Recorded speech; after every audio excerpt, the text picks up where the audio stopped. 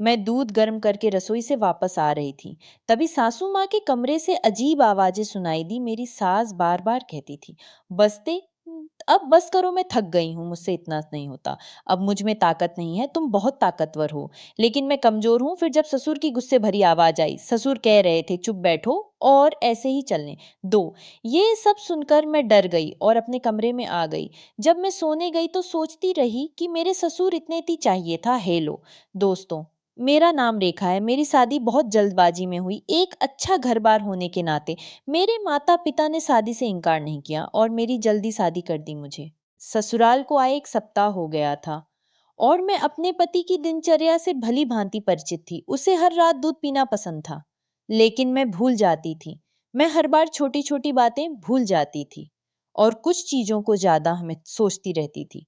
3 दिन से मेरे पति मुझे रात को दूध लाने की याद दिला रहे थे। मुझे दूध पीने की आदत है, लेकिन मैं फिर भूल गई। एक दिन मेरे पति गुस्से में मेरे पास आए और गुस्से में मुझसे बोले, क्या मुझे हर रात तुम्हें बार बार बताना पड़ेगा? मेरी सास अपने कमरे में थी। जब मैं दूध गर्म गर्म करके वापस लौट रही थी तो सास ससुर के कमरे से अजीब सी आवाजें आ रही थी। सास बार बार कहती थी, अब बस कर करो, मैं थक गई हूं, अब मुझ में ताकत नहीं है, तुम बहुत ताकतवर हो, लेकिन मैं कमजोर हूं। फिर ससुर की गुस्से भरी आवाज आई, थोड़ी देर रुक नहीं सकती? क्या ये सब सुनकर मैं असमंजस में पड़ गई और अपने कमरे में आ गई। जब मैं सोने गई तो यही यही सोचती रही कि मेरे ससुर इतने ताकतवर कैसे हैं। लेकिन मेरे पति बहुत जल्दी थक जाते थे। यही सोचते सोचते मैं सो गई। जब मैं उठी तो मेरी सास रोज की तरह घर का काम कर रही थी। उसका व्यवहार बिल्कुल सामान्य था। ऐसा लग ही नहीं रहा था कि ये सब रात में कर रही है। मेरे ससुर एक दिन जल्दी ही काम से घर आए और तुरंत सास को कमरे में बुलाकर अंदर ले गए। मैंने खाना बनाया और अपनी सास को बुलाने के लिए उनके कमरे के पास गई। दरवाजे पर पहुंची तो उनकी आवाज सुनकर चौंक गई। रात का खेल फिर से शुरू हो चुका था। सांस कहती रही, रुको, मैं थक गई हूँ। यह सब सुनकर मैं डर गई और वापस रसोई में आ गई। जब मैं रसोई में आई तो सोच रही थी कि मेरे इतने ताकतवर हो जाते हैं। आधे घंटे के बाद मैं वापस उनके कमरे में गई और फिर वही आवाज सुनाई दी। अब मैं सोच रही थी कि ससुर इतना शक्तिशाली होने का क्या राज होगा। अब मैं जानना चाहती थी कि मेरी सास उन्हें रोज क्यों मना करती है। 15 मिनट बाद सास कमरे से बाहर आई। जब वह बाहर आई तो उनके चेहरे पर कुछ भी नजर नहीं आ रहा था, लेकिन दोनों हाथ कमर पर थे और कह रही थी, यह कमर का दर्द कब दूर होगा? अब मैं जानना चाहती थी कि सांस में उन्हें क्या देती हैं। मेरा ध्यान मेरी सांस पर था। मेरे पति उनसे बहुत अलग थे। वह जल्दी सो जाते थे और मैं अपने पति के प्यार की चाहत में रातों को जागती थी। तभी मेरा ध्यान सांस के कमरे पर जाता था। उन्हें देखकर मुझे आश्चर्य होता था कि वे इस उम्र में भी कैसे मजे कर सकते हैं। पति तो सो रहे थे, लेकिन मैं सोच रही थी कि काश मेरा पति भी मेरे ससुर जैसा होता। उनके दरवाजे पर सांस की आवाज सुनाई दे रही थी, अब रुको, मुझे छोड़ दो। यह सुनकर मुझे बहुत असहज महसूस हुआ। फिर मैंने सोचा कि मुझे उनके कमरे में जाकर देखना चाहिए कि वो वास्तव में क्या करते हैं और सास ससुर को क्या खिलाती हैं। लेकिन कुछ पता नहीं चला। फिर मैंने सोचा वो चीज कमरे में छुपी होगी, इसलिए मैं देखना चाहती थी कि वे अब क्या करते हैं। फिर मैं उठकर सास ससुर के कमरे में चली गई। कमरे में लाइट जल रही थी। इसका मतलब था कि वे सोए नहीं थे। खिड़की से आवाज आ रही थी। सास कह रही थी कि तुम मुझे इस उम्र में नहीं छोड़ रहे हो। तुम जानते हैं कि अब मैं थक चुकी हूँ। ससुर जी कह रहे थे, थोड़ी देर सहन कर लो, फिर तुम दर्द नहीं होगा। कुछ देर के लिए सांस शांत हो गई। मैंने खिड़की से देखने की कोशिश की, लेकिन पर्दा लगा हुआ था। आवाज तो सुनाई दे रही थी, लेकिन दिखाई कुछ नहीं दे रहा था। यह देखकर मैं निराश और अपने कमरे में लौट आई। मैं भी अपने बिस्तर पर आकर सो गई। तभी मेरे पति गुस्से में बोले कि इस समय कहाँ से आ रही हो? उसके सवाल ने मुझे हैरान कर दिया। मैंने उनकी तरफ गौर से देखा तो पति अपने बिस्तर से उठ खड़े हुए और मेरी तरफ अजीब नजरों से देखते हुए बोले, तुम मेरे बारे में क्या सोचती हो? मैं सो रहा हूँ तो तुम कुछ भी करोगी और मुझे पता नहीं चलेगा। पति के गुस्से ने मुझे परेशान कर दिया। उन्होंने कहा, सच बताओ, तुम कहाँ गई थी? मैंने तुरंत कहा, मुझे अच्छा महसूस नहीं हो रहा था, मुझे सिर दर्द था, इसलिए मैं बाहर आंगन में चली गई थी। अब तुम ही बताओ, इसमें गलत क्या है? मैंने थोड़ा जोर से बोला। वो एक पल के लिए शांत हुआ और बोला, बाहर आंगन में जाने की क्या जरूरत है? अगली बार जब तुम्हें सिर दर्द हो तो मुझे जगा देना, तुम्हें अकेले बाहर जाने की जरूरत नहीं है। ऐसा कहते ही वे फिर सो गए ना जाने। मेरे मन में क्या चल रहा था? मैं उनके प्यार के लिए तरस रही थी, लेकिन खुद उनके पास नींद आई मुझे ही पता नहीं चला। मुझे सास के कमरे से दिन रात एक ही आवाज सुनाई दे रही थी और मैं सोच रही थी कि यह क्या कर रहे हैं। अगले दिन मेरे पति ने कहा मैं 3 दिन के लिए बाहर जा रहा हूँ। जब उसने मुझे यह बताया तो मुझे एक बढ़िया विचार आया। मैंने सोचा चलो देखते हैं आज उनके कमरे में क्या चल रहा है। मेरी सास शाम को खाना खाने के बाद बाहर टहलने जा रही थी और वो दोनों आपस में चकित रह जाती कि इस उम्र में भी वे एक दूसरे के साथ समय बिताते हैं।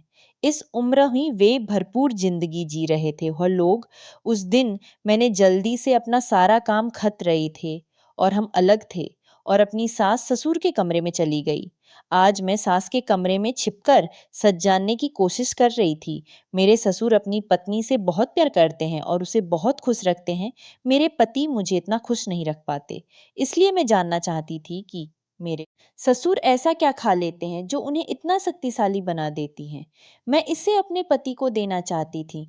यह देखने के लिए मैं उस रात उनके कमरे में छिप गई। उस रात मैंने जो देखा इसी शर्त के देख रही थी। थोड़ी देर बाद इस रीत के देख रही थी। थोड़ी देर बाद मैं खड़ी हुई और उनके पास चली गई। वे मुझे आश्चर्य से देख रहे थे। उन्हें विश्वास ही नहीं हो रहा था कि मैं उनके कमरे में हूँ। अगले दिन मेरे पति भी घर पर नहीं थे और तब मैंने फिर फैसला किया कि मैं रात अपने ससुर के कमरे में ही गुजारेंगे शायद। इसलिए उन्होंने गुस्से में मुझसे कहा कि आज रात को तुम हमारे कमरे में आओगी तो मुझसे बुरा कोई नहीं होगा। यह सुनकर मैं परेशान हो गई। उसी समय मेरे ससुर वहां आ गए हमें बातें करते देख वह हमारी तरफ आए और मेरी तरफ देखने लगे। माँ जी मुझे रात को कमरे में आने से मना कर रही। यह सुनकर मेरे ससुर बहाने से मना कर रही है। यह सुनकर चेहरे ससुर बहुत क्रोधित हुए और गुस्से से उनकी की ओर देखते हुए बोले बहू को मना मत करो, उस पर मेरा उतना ही अधिकार है जितना तुम लोगों पर है। फिर तुम उसे क्यों मना कर रही हो जो तुम स्वयं नहीं कर सकती। उसे करने दो। फिर उनके जाने के बाद मेरी सास ने कहा अगर तुम आज हमारे खिलाफ कर दूंगी। यह सुनकर मैं परेशान हो गई। अगर वह मेरे पति को मेरे खिलाफ कुछ कह देगी तो वह मुझसे नाराज हो जाएंगे। मेरे लिए यह सब सहना नामुमकिन था। मैं जानती थी कि मेरे पति शकी इंसान हैं। अगर उनके मन में कोई बात आ जाए तो उसे दूर करना आसान नहीं होता। मुझे अब भी याद है कि जब शुरुआती दिनों में एक बार मैं कमरे से बाहर चली गई थी तो उन्होंने मुझसे कितने गुस्से से बात की थी। मैं उनकी आंखों में संदेह देखकर डर गई। अगर मेरी सास ने ऐसा कुछ कहा तो मैं क्या करूंगी और मेरा पति अपनी माँ की बात सुनेंगे और उन पर ही विश्वास करेंगे। फिर मैंने ने फैसला कि मैं अपनी सास की बात मानूंगी, उसके साथ घुल मिल जाऊंगी और वह नाराज नहीं होंगी। वह मेरे पति को मेरे खिलाफ करने की कोशिश नहीं करेगी। मैं रात के खाने के तुरंत बाद अपने कमरे में चली गई और सो गई। मैं बहुत खुश थी कि कल मैं अपने ससुर के कमरे में गई थी और मुझे उन्हें देखकर खुशी मिली। लेकिन जब मुझे अपनी सास का व्यवहार याद आया तो मैं चुप रह गई। उसी समय दरवाजे पर दस्तक हुई। मैंने दरवाजा खोला तो सामने मेरे ससुर खड़े थे। उन्होंने मुझे आश्चर्य से देखा और कहा तुम्हें आज मेरे कमरे में आना था। अब तक क्यों नहीं आई उनकी बातों ने मुझे सोच में डाल दिया और मैंने कहा आज मेरी तबीयत ठीक नहीं है। मेरे ससुर कुछ देर तक मुझे शांति से देखते रहे फिर बोले मुझे पता है तुम क्यों मना कर रही हो। तुम शायद अपनी सांस के डर से यह सब कह रही हो। चिंता मत करो, मैंने उसे समझा दिया है। अब मैं तुम्हारा इंतजार कर रहा हूँ। जब मैं उनके कमरे में गई तो मैं बहुत खुश हुई थी और वे फिर से वहीं कर रहे थे। मेरी सांस कल से पहले ही थक गई थी। थोड़ी देर बाद उनकी सांसें फूलने लगी और कहने लगी आज मैं आज मेरी तबीयत ठीक नहीं है। मैं आज ही उसी समय ससुर ने कहा तुम्हें क्या परेशानी हो रही है। दिन ब दिन तुम मुझे बहुत कम समय दे रही हो और जल्दी थक जाती हो। तुरंत यहाँ आओ। अब अगर तुम चुप नहीं बैठी तो मुझसे बुरा कोई नहीं होगा। फिर मेरी सांस भी हमारे साथ आ गई। हम काफी देर तक यही करते रहे। थोड़ी देर बाद मेरी सांस एक तरफ हट गई और बोली अब मेरा काम हो गया, मुझ में अब हिम्मत नहीं रही। उसके बाद हम दोनों यही करते रहे और काफी देर बाद जब मैं थक गई तो मेरे ससुर ने खुद मुझसे कहा तुम बहुत थक गई हो, अब हम ये काम बंद करते हैं और कल छुट्टी लेते हैं। मुझे वे कल रात काम नहीं कर पाए ये सोच ही रही थी कि दरवाजे पे दस्तक हुई। दरवाजा खुला तो मेरे ससुर बाहर खड़े थे। उन्होंने मुझे अजीब नजरों से देखा और कहा आज तुम बहुत खूबसूरत लग रही हो। मैं उनकी तारीफ से शर्मा गई। उन्होंने कहा, चलो आज भी काम करते हैं, कमरे में आओ, मैं तुम्हारा इंतजार कर रहा हूँ। मैं उनके कमरे में चली गई और फिर हम तीनों वही करने लगे जो पिछले 2 दिन से करते आए थे। अब मेरा मन कह रहा था कि मुझे ये काम हर दिन करना चाहिए। अगले दिन मेरे पति भी घर लौट आए। पति आते ही वे मुझे अपनी बेचैनी भरी प्रेम कहानियां सुनाने लगे। मेरे बिना वे कितने असहज थे और मैं कितना कुछ वहां चुक रहा था। मैं भी उसकी बातों से बहुत खुश थी कि आखिरकार उसे मेरा एहसास हुआ और उसने मेरी कमी महसूस की। फिर मैंने अपना सर उनकी बाहों में रख दिया और आराम से सो गई। अब मैं रोज पति के सोने के बाद ससुर के कमरे में जाती थी। फिर एक रात जब मैं सास ससुर के कमरे से वापस अपने कमरे में आई तो मेरे पति बहुत गुस्से में थे। मेरे पति ने मुझसे कहा, मैंने तुमसे कहा था कि रात को कमरे से बाहर मत जाना, लेकिन तुमने मेरी बात नहीं मानी। अब सच सच बताओ, तुम कहाँ चली गई थी? मैं उनके पास बैठ गई और बोली, मैं तुम्हारी माँ के कमरे में गई थी। यह सुनकर वो आश्चर्यचकित रह गया। तुम इतनी देर तक मेरी माँ के कमरे में क्या कर रही थी? उन्होंने मुझे संदेह भरी नजरों से देखा। मैंने कहा, मुझे उनसे काम था इसलिए चली गई थी। इसके बाद वो चुप रहे। अब दूसरे या तीसरे दिन जब मैं अपनी सास के कमरे में सुख लेने के लिए जाने लगी, इस बार भी वे सोए नहीं थे। तो मेरे पति मुझसे पूछने लगे कि तुम माँ के पास कौन सा काम करने जाती हो? मैं बिना कुछ कहे जाने लगी, लेकिन मुझे मेरे पति ने खींच कर बिस्तर पर धक्का दे दिया और गुस्से में बोलने लगे। मैं उन्हें इतना गुस्से में देखकर डर गई और उन्हें बताने ही वाली थी कि दरवाजे पर दस्तक हुई। मेरे पति ने जाकर दरवाजा खोला। सामने मेरे ससुर थे। उन्हें मेरे पति के साथ कुछ काम था, इसलिए वे अपने बेटे के साथ चले गए। चले गए मैंने एक गहरी सांस ली और शांत हो गई।